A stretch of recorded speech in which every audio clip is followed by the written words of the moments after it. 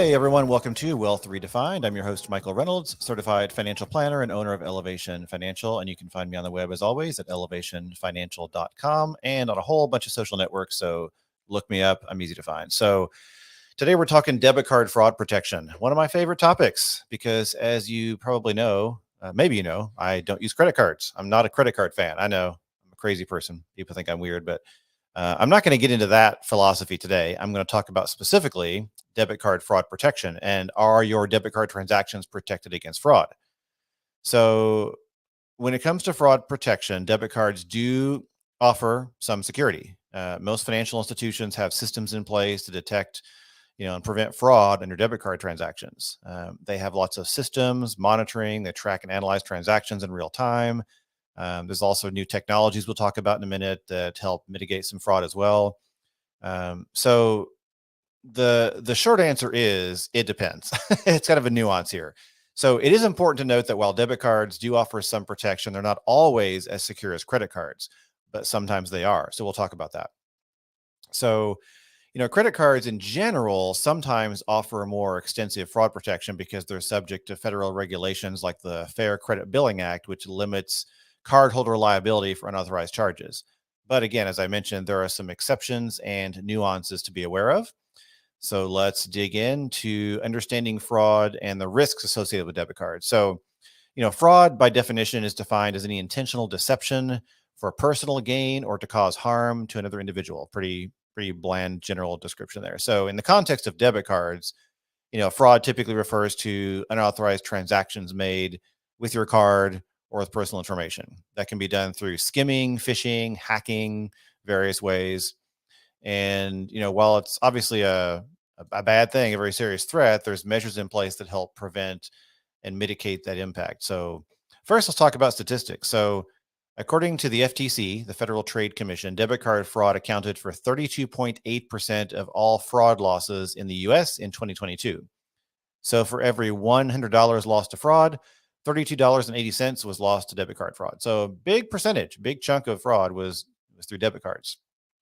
However, it's worth noting that it's declining. Many financial institutions are getting better and better at preventing debit card fraud.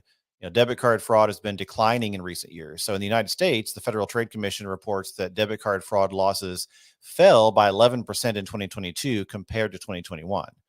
And there's a few factors contributing to the decline in fraud with debit cards. And one is the rollout of EMV chips. EMV chips are more difficult to counterfeit than magnetic stripe cards, which makes them less attractive to fraudsters, so to speak.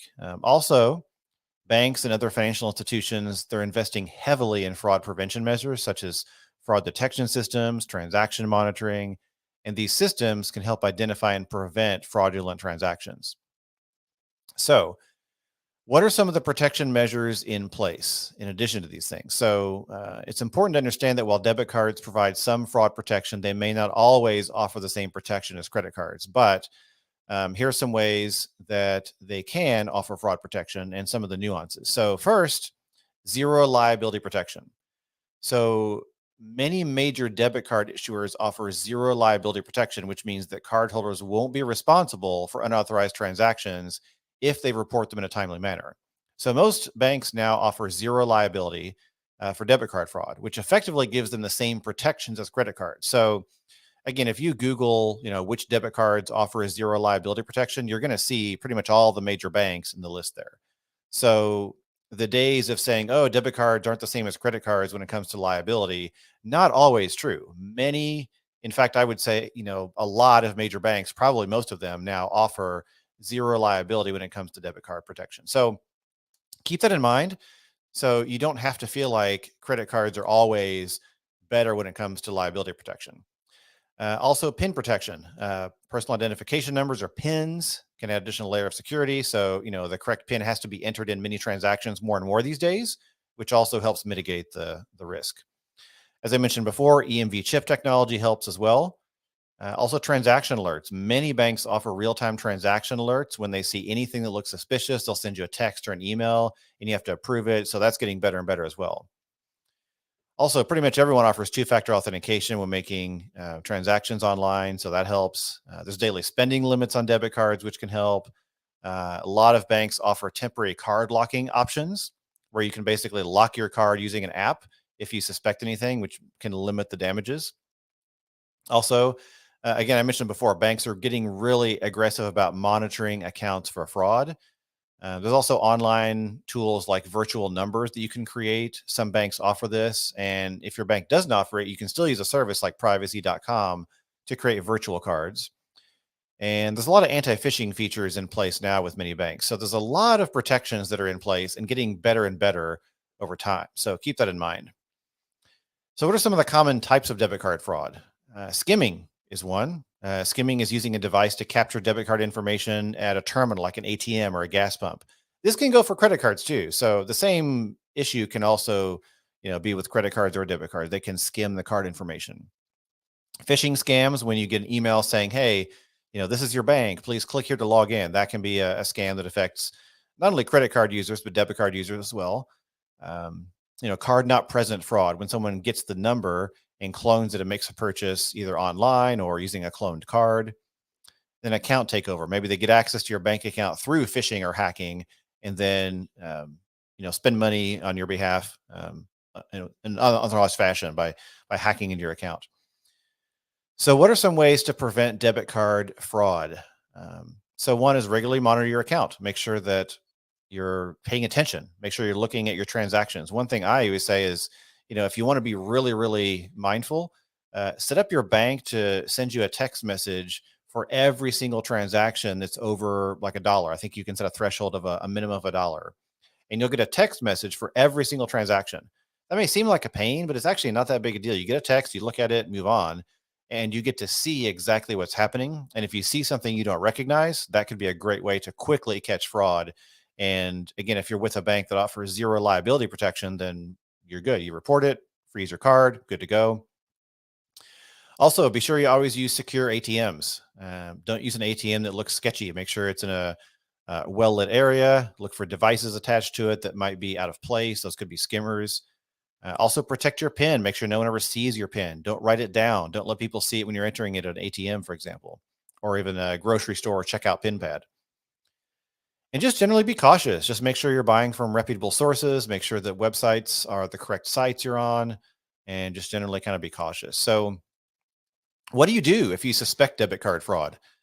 Contact your bank immediately. The faster you report it, the more likely it is you will have zero liability for the fraud. Change your PIN, all your passwords. File a police report as well. Make sure that you file that report with the police to provide evidence of the fraud. Your bank might require that as part of the investigation. So, debit card liability and consumer rights. So, what are some of the general consumer rights when it comes to debit cards? So, if you report fraud within 2 business days, your liability is limited to $50 based on federal regulations. If you report within 60 days, your liability is limited to $500. However, if you wait more than 60 days to report the fraud, technically you might be liable for the full amount of the unauthorized transactions. However, that's only the federal regulations. As mentioned before, most major banks now offer zero liability for debit card fraud. So, the caveat here is you'll want to check with your bank for their specific policy, and their specific policy might be more advantageous and offer more protection than federal regulations. So there's two different things to pay attention to. One is the federal regulations, the other is your bank's specific policy, which could be more stringent and more in your favor. So again, when you compare debit card fraud protection to credit card protection, debit cards do offer fraud protection. Um, Credit cards by default are required to offer zero liability. But again, it's worth noting that, debit cards, depending on the bank, can offer the same protection. So you want to look into that. So also keep in mind that credit cards also come with their own risks, such as high interest rates if you carry a balance, the potential for overspending.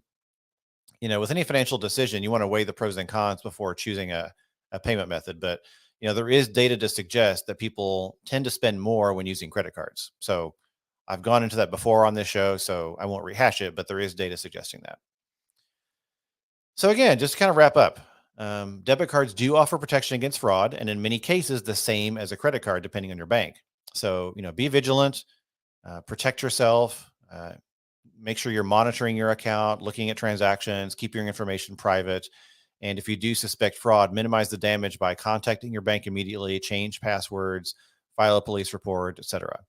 So it depends on your individual needs and preferences, but I want to make sure that you understand that credit cards aren't always by default more secure and provide more liability protection than debit cards. They can often be the same liability protection, and there are ways you can make sure your debit card usage is secure, just like credit cards. So, with that in mind, choose the payment method that makes sense for you. Don't base it on possibly outdated notions of fraud protection.